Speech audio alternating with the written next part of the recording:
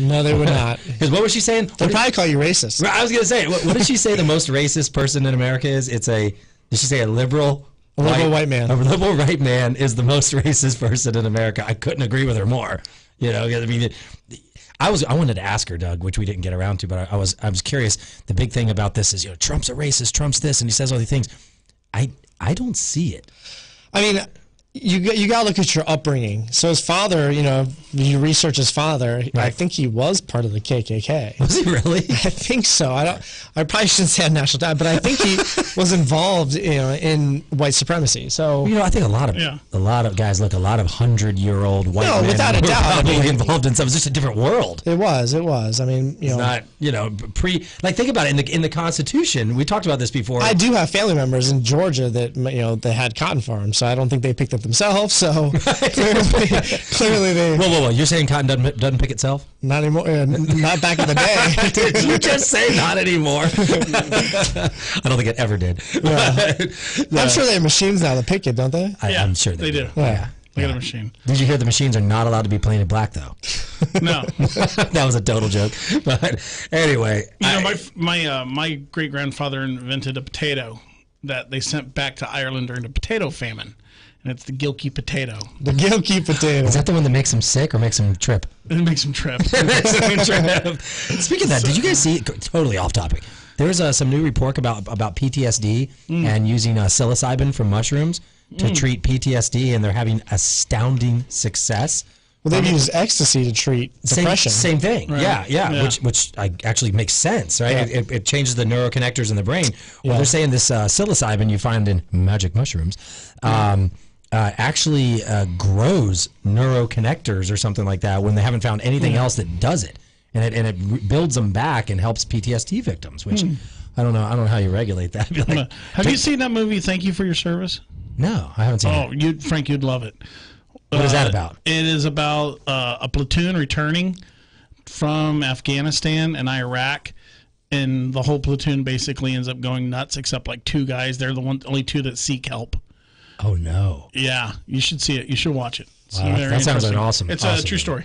Yeah, I know a lot of the things. One of the amendments that I voted for in Florida was the one to help out first responders and military personnel. Something having to do with like their if there's life insurance, that they're not allowed to go through the investigation, that they get an immediate payout if they die in a terrorist act or something like that. Which that's fair.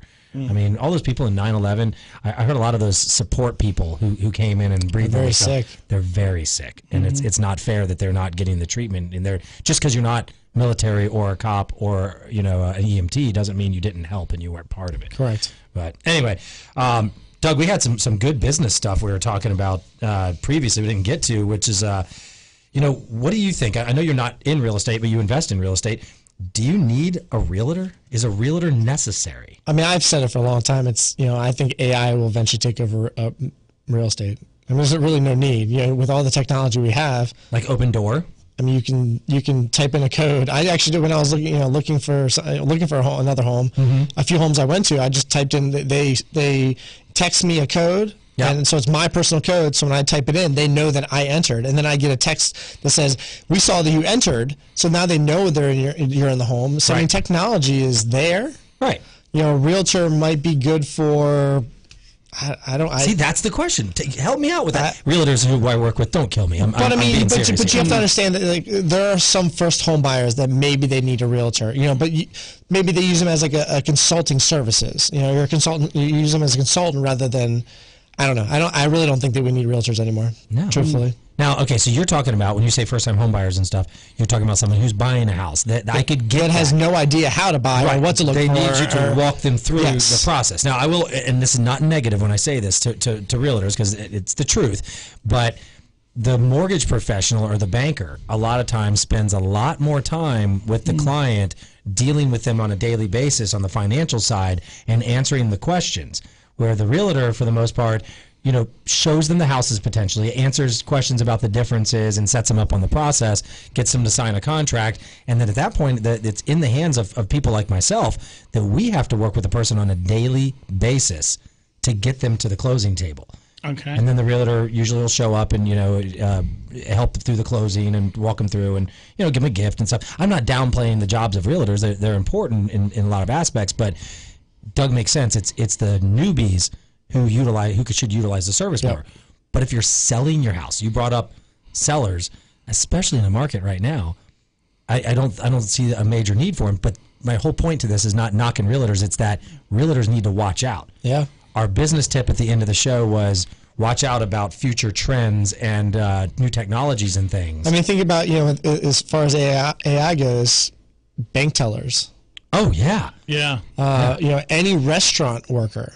Yeah. I mean, especially fast food. I even saw something the other day. I could purchase a computer to stick in my kitchen, and it can make up to like 500 recipes. Come on. I swear to God, it was like $10,000. But I have my own personal chef at my home. That's cheap. It tells you what to put in. You put in much stuff, and it makes it for you. So if it cleans the toilets and folds laundry, then I'm not even going to say it. Divorce.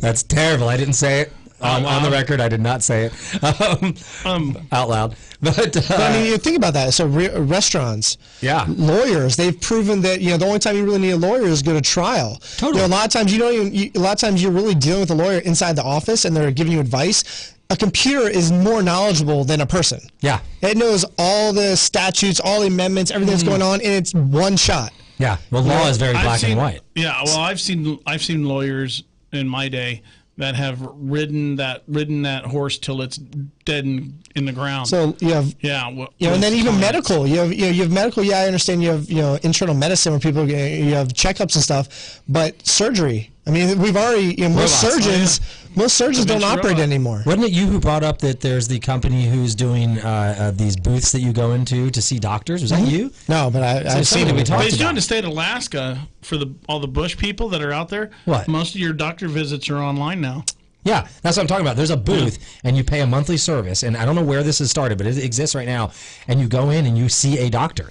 You show him video of your ailment, you tell him whatever, he looks at you, and then he prescribes something, and some of these booths prescribe the medicine. They drop the medicine out right there. You get a Z-Pack. Like I said, it's coming. We just don't know when it's coming. So my point to the real estate thing is Zillow.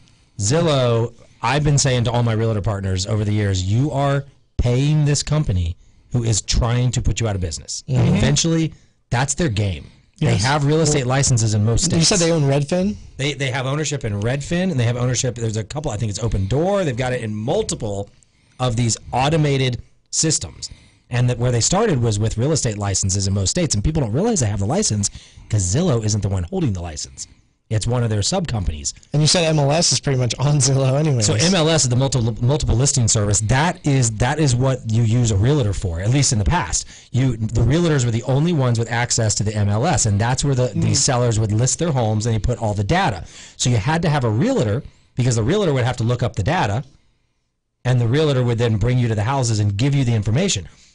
MLS, people don't realize this, they have been selling this information to Zillow and Trulia and Realtor.com for like 10 years. So think about if you're buying a home, I mean, typically most people are browsers online. Mm-hmm. So you go to a website, you find a home you like, you go to it, you get a code, text you can walk in, look at it. Why do you need a realtor? Man, I can't wait to upgrade my van down by the river. You do not need a realtor for that. All you need are car keys. But Doug, you're right. You don't. I mean, there are instances you want advice. But even first time buyers, there's really only a laundry list of things that you need to understand and know, and you either choose to listen to, understand it, or you don't. Let me tell you something about first time buyers. You know what the average age of a first time buyer is, right? 35. Under 35. Well, guess who else is under 35? Millennials. Guess who's more technologically inclined than our parents and even us? Yep. Well, that's why Carvana is being Carvana, where you just walk up and you select a car and it spits it out. I just saw a cartoon about that the other day. That's real. Yeah. That's real. I mean, you can even I think it was a BMW. You can buy your car online. That's what I did. Drop it off at your house. That's what I did with my Tesla. I went to the dealership fully expecting that I'm going to work out my car, build my options, do all that stuff. I figured out what I wanted. The sales guy literally says, all right, go home and order it. And I'm like, what? I'm like, go home. He's like, yeah. He's like, we don't really even do that. He goes, yeah, I could let you use the computer here. So I might as well go home and do it. So I ordered it on my couch. My car. So what we're saying is, if you're a lawyer, start looking for another job. Actually, no. What that means is not lawyers looking for a job. Lawyer. No. If you're going to school to be a lawyer, Right. Think about that. You know, if you're thinking about if you're in high school now and you want to be a lawyer, maybe you need to think about something different. Right. Think about a job that technology can't take your job. Yeah. There's so many professions right now. It's very, very, very, very, very scary. But with the real estate thing in the Zillow, I encourage realtors to keep an eye out. I mean, they've changed the way they do things. They're getting more expensive. And it's only time before they try to take you. Luckily, a computer can't put on a roof. I don't know. Well, they won't be able to. They can put on a roof if it's new construction. But all the homes that are existing, they can't take it off and put a new one on. Got it. Yeah. So that's where. Because you see these prefab things. Oh, absolutely. You can watch like these videos online. Well, think about what's the thing that cargo container? No, where it's it's like charades over here. It's long. It's 2 syllables. Doug's showing us with his hands. You put it on a computer. You can type in 3D model. It's CAD. 3D printer. 3D printer. They can 3D print houses. Yeah. Totally. You know, so 3D printed AR-15 too. Well, I pointed to you about the guy who wants to do everything through cryptocurrency. Is that coming? Oh, look, I think that's still coming. The cryptocurrency thing you're talking about? Yeah, that I told you we talked to you about. Yeah, I think we haven't talked about crypto in a long time. I don't know. I don't think Doug even knows about that, does he? We'll have to talk about that off air because I want to get him on. Yeah, we want to have that guy on here. I'm actually going to look. You looking it up right now, Doug? Let's see what the what Coinbase has for what is it? Bitcoin. Yeah, and you need to show me how to do Charles Schwab app. Is that the app you use? I use E-Trade. E-Trade. So you're going to have to show me how to do that. I was told to get you to have me show me how to do that before I left today. Okay. That was a priority. To be able to learn how to trade on E-Trade? Trade on E-Trade. Yeah, I like. What do you use, Doug? You use like Ameritrade or something like that, or?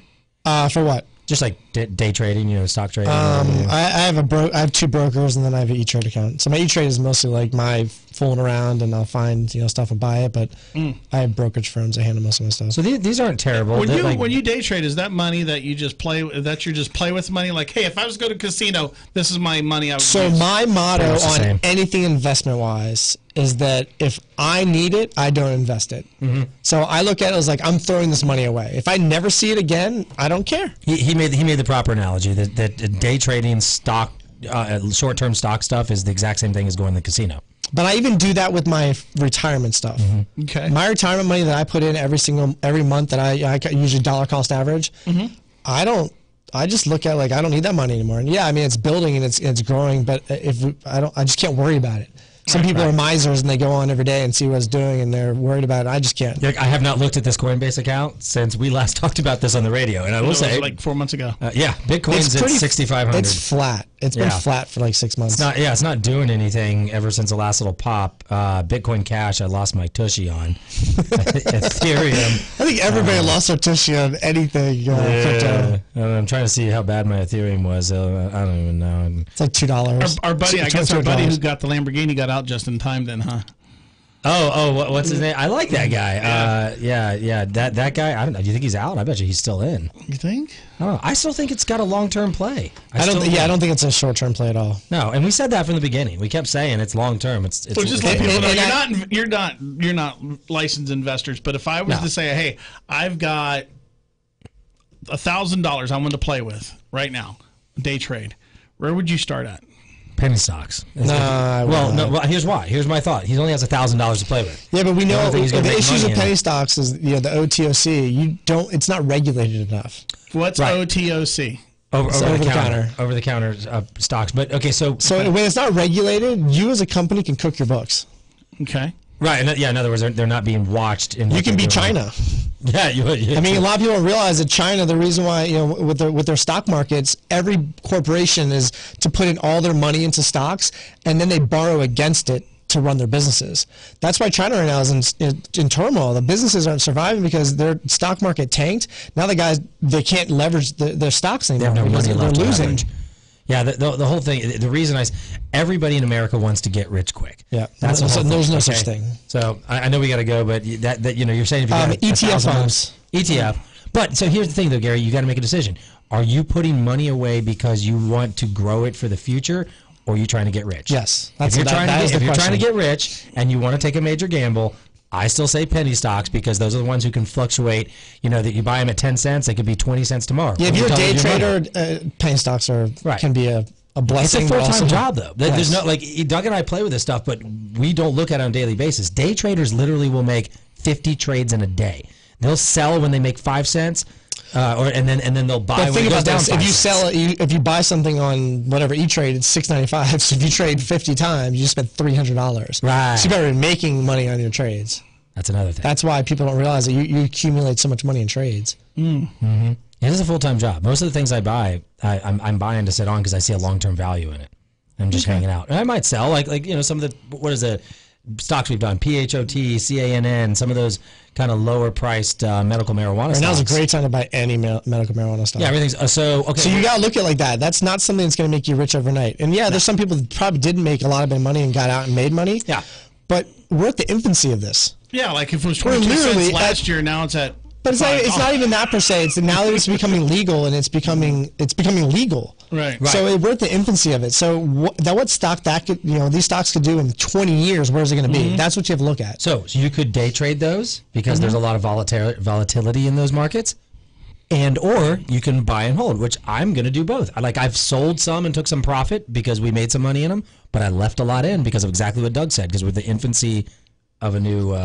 Yeah, I mean, think about if you'd have bought, when we were buying thousands of shares of companies. If we bought thousands of shares of Google, thousands of shares of Amazon, those companies are $1,000, $2,000 a share. I mean, think how much money you'd have if you would just bought, ignorantly, you bought it just thinking so let's hold on to it. 20 years later, you're a millionaire, multimillionaire. Yep. That's exactly what it is. So to answer your question, I'll teach you how to do it, but you got to decide if you're willing to risk it. That's the whole thing. And the more expensive stocks, like Tesla right now, what is $300-something a share? It's like $350. So you can get 3 shares, but the thing has to go up to $450. But truthfully, my advice to people that if you're going to invest, because we're going to have to go through a bear market. So I usually invest in companies that pay a dividend. That's good, yeah. Because I'm making money on my money, so if it goes down, I'm still making money. If I lose, you're going to lose money when the stock market goes down, but I'm still making my dividend on it. That's another conversation. Whole other show. All right, guys, thanks for listening to the Business Happy Hour social media segment. Don't forget, next week we are going to be live starting at 11 o'clock on WHNZ 1250 AM. And we're still going to be on WFLA on Sunday mornings at 5 a.m. on 970. And make sure you ask Alexa to play the Business Happy Hour podcast on iHeartRadio. We'll see you next week.